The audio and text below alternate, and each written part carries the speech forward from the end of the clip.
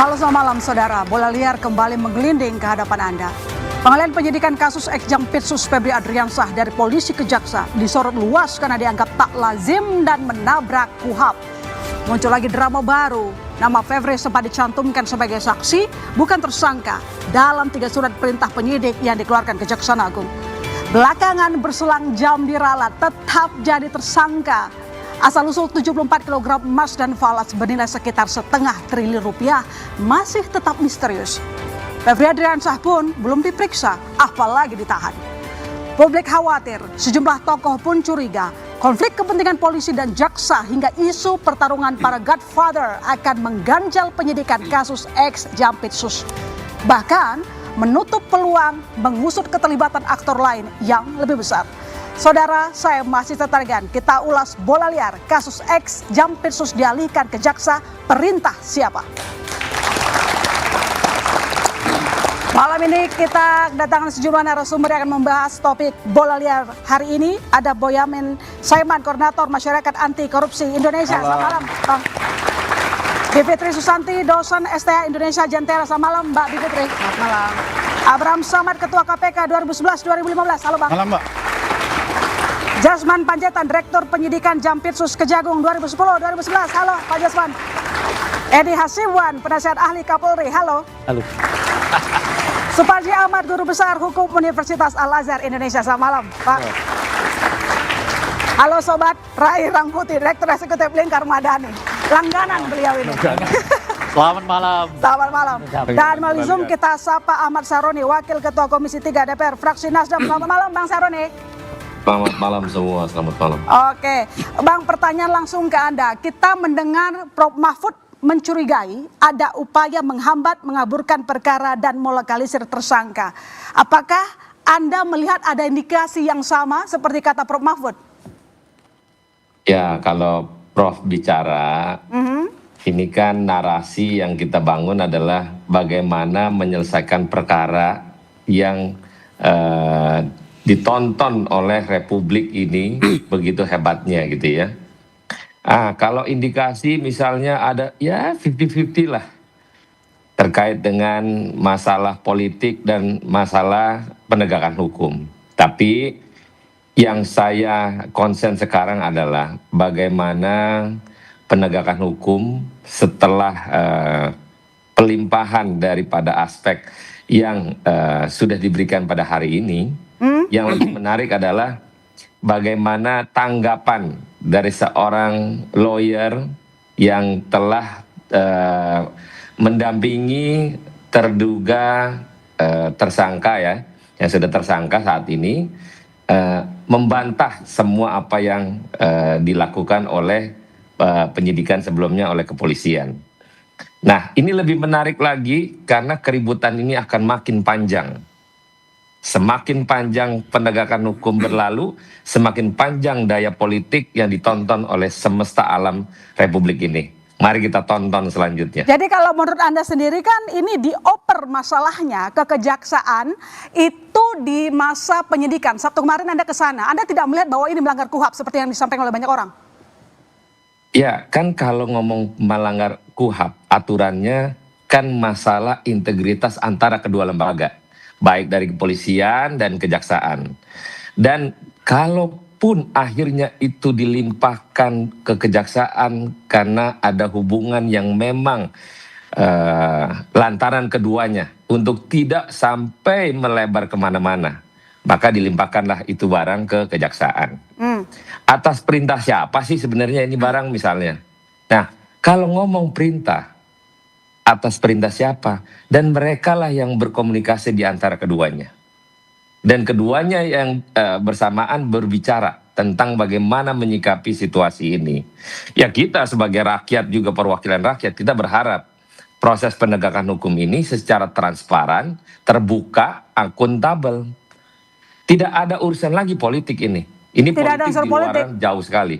Oke, baik, nanti saya ke Anda lagi. Saya ke Bang Boyamin. Ya. Anda sendiri melihat ketika kasusnya dioper ke kejaksaan, masih dalam proses penyidikan, ada pelanggaran atau tidak, terutama KUHP? Ya sebenarnya kalau KUHP memang tidak melarangnya. Tapi KUHP itu kan harus dijalani apa yang tertulis. Kalau penyidik itu menyelesaikan penyidikannya. ketika selesai diserahkan kepada jaksa penuntut umum. Nah ini penyidik dilimpahkan penyidik di kejaksaan, itu nggak ada presidennya, nggak ada tulisannya di KUHAP. Bisa dikatakan memang melanggar KUHAP.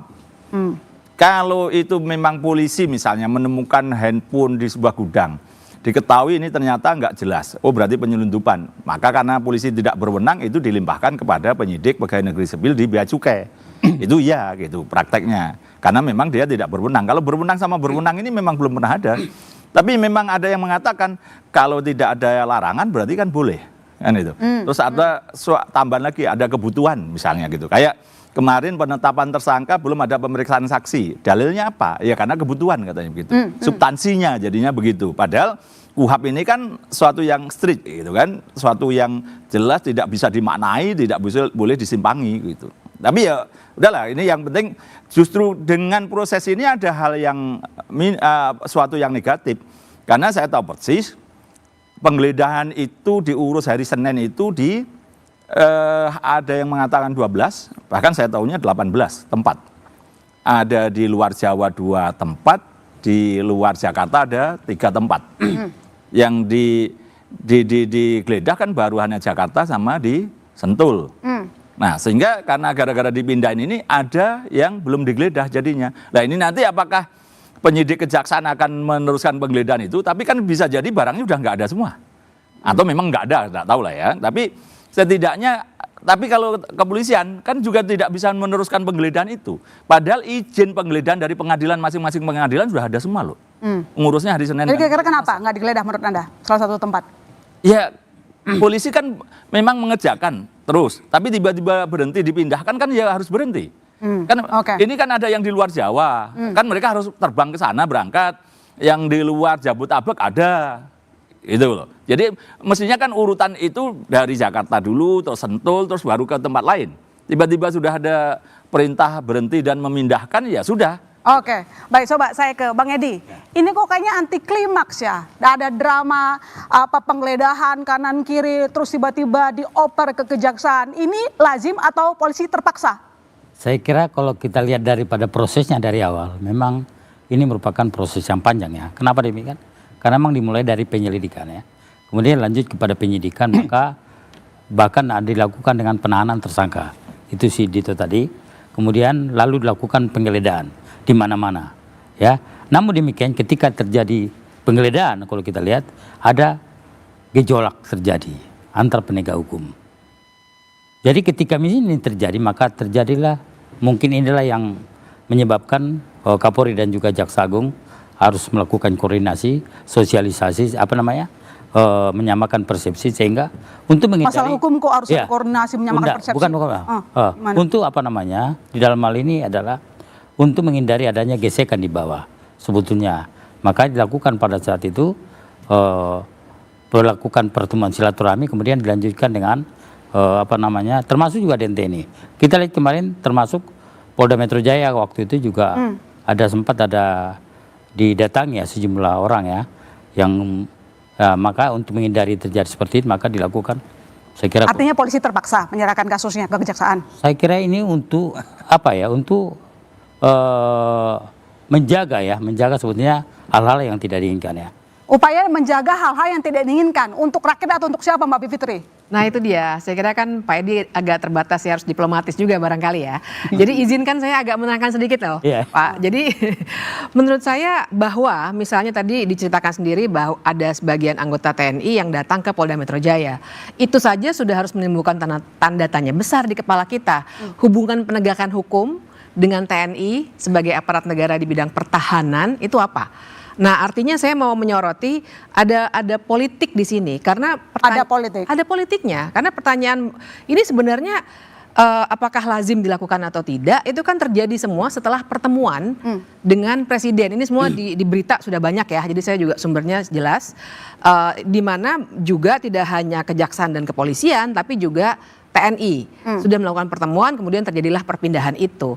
Jadi kalau saya ingin menyoroti ini highly political, ini bukan penegakan hukum biasa yang bikin melanggar KUHAP, saya setuju, ini melanggar KUHAP. Jadi ada upaya untuk melokalisir menurut Anda? Ada upaya untuk melokalisir dan membuat jangan-jangan kembali ini tujuan penegakan hukumnya untuk siapa? Benar tidak ini untuk mengungkapkan kepada warga apa yang tengah terjadi? Ini uangnya kita terkejut nih 74 kg emas dan lain sebagainya.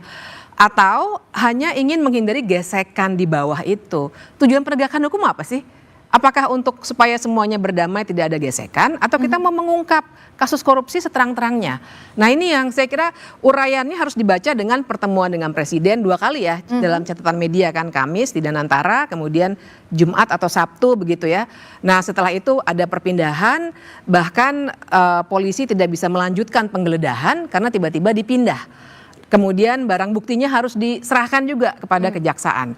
Nah buat saya ini sangat tidak lazim, tidak ada presidennya. Sehingga pertanyaannya ini koordinasi atau intervensi sebenarnya dari kepala negara dan kepala pemerintahan Hukum kita. jadi alat sandera menurut Anda?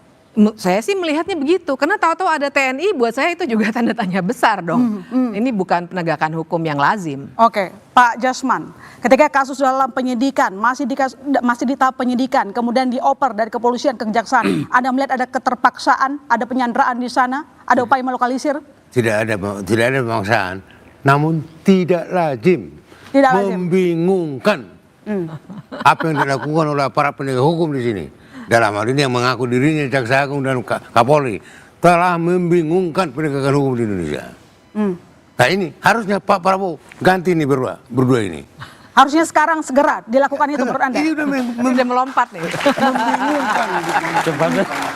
Ya, membingungkan sekali. Ya, kok bisa ada penyidikan dari Kapolri ke penyidikan Kejaksaan Agung?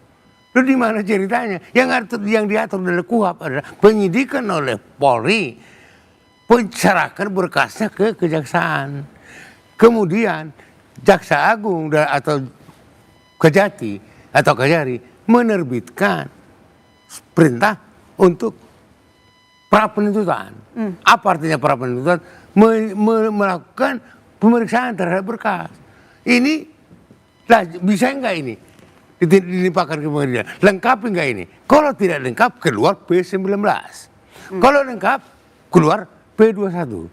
Kemudian baru kalau keluar P21, diterbitkanlah P21 dan kemudian oleh penyidik menyerahkan berkas dan tersangka dan barang bukti kepada calon penuntut umum.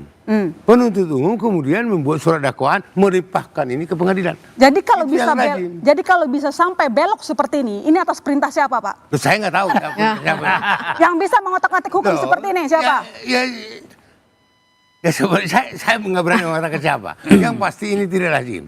Tidak lazim. Harusnya Presiden bertindak. Presiden bertindak. Jaksa Agung, Kapolri, tertib kalian. Harusnya begitu. Oke, Bang Samad, kira-kira kalau menurut pandangan Anda, kenapa ini bisa belok dari kepolisian terus dipindahkan ke kejaksaan? Ya, saya mau jawab ini karena ini menarik. Ada mundur kembali sedikit. Waktu saya ketua KPK pernah terjadi namanya sedikit gesekan ketika KPK menangani kasus Kokor Lantas yang melibatkan 2 jenderal polisi pada saat itu ya. Yang disebut pada saat itu cicak buaya versus 2. Ya. Pada saat itu ada kegaduhan lah begitu, kegaduhan yang cukup kuat antara polisi dan kejaksaan. Pada hari itu kita sudah melakukan penggeledahan separuh, sudah dilaksanakan, tapi ada ruangan yang tidak bisa kita geledah pada saat itu karena polisi tidak mengizinkan pada saat itu. Kemudian gaduh lah. Pada saat itu tiba-tiba rame nih, Mensesnek almarhum Sudi Silalahi menelpon saya. Dia telepon, Pak Abraham, ini kan sudah terjadi kegaduhan nih ya di tengah-tengah masyarakat, cicak versus buaya. Ya. Lantas Pak Sudi mengatakan, apa Pak Abraham tidak keberatan kalau kita undang ke istana untuk rapat dengan Kapolri Pak Timur Pradopo dan Presiden SBY? Gitu, kira-kira gitu ya. Terus saya bilang, pada prinsipnya saya nggak keberatan untuk menghadiri rapat itu kalau memang rapat itu untuk mengembalikan situasi ini seperti semula. Dan ditentukanlah harinya pada saat itu. 2 hari kemudian saya datang, betul di istana sudah ada Pak Sudi Silalahi sebagai Mensesnek, kemudian Pak Timur Pradopo sudah hadir, Dan kemudian saya kalau nggak salah ingat Pak Jaksa Agung ada juga di situ, Pak Basir Arif. Dan itu rapatnya kira-kira dimulai sekitar 9:30 sampai maghrib. Kenapa saya tahu maghrib? Karena tiba-tiba ada azan maghrib baru rapatnya selesai. Tapi kemudian Jaksa Agungnya tidak mengikuti sampai akhir. Jadi terjadi perdebatan, ada silang pendapat antara saya selaku Ketua KPK pada saat itu dan Pak Timur Pradopo. Masing-masing kita ingin bahwa kasus itu KPK berprinsip bahwa kasus Kokor Lantas pada itu SIM simulator ya, itu harus ditangani oleh KPK. Tapi pihak kepolisian juga menganggap bahwa mungkin lebih elok kalau kepolisian juga ikut serta di dalam penyidikannya. Kira-kira seperti begitulah perdebatan-perdebatan. Terus perdebatan-perdebatan. SBY sendiri dia on off. Kadang-kadang masuk, habis itu ada kesibukan lain dia keluar lagi. Tapi Pak Sudi Silalai tetap mengikuti kita rapat. Dan terakhir ketika azan maghrib sudah berkumandang, Pak SBY bilang, waduh ini kita dari tadi rapatnya dari jam 10 sudah maghrib kok enggak selesai-selesai, gitu kata beliau ya. Oleh karena itu selaku Presiden Republik Indonesia, mungkin ada baiknya saya memberikan petunjuk-petunjuk, saran-saran. Mudah-mudahan ini bisa diterima kedua belah pihak. Itu kata SBY pada saat itu. Apa yang dilakukan SBY pada saat itu? Dia bilang, Pak Kapolri mungkin sebaiknya kasus simulator ya, yang melibatkan 2 jenderal polisi yang kita sebut cicak versus buaya itu diserahkan sepenuhnya kepada KPK. Itu kata SBY. Diperintahkan kan gitu. Bahwa silahkan diserahkan kepada KPK kasus itu.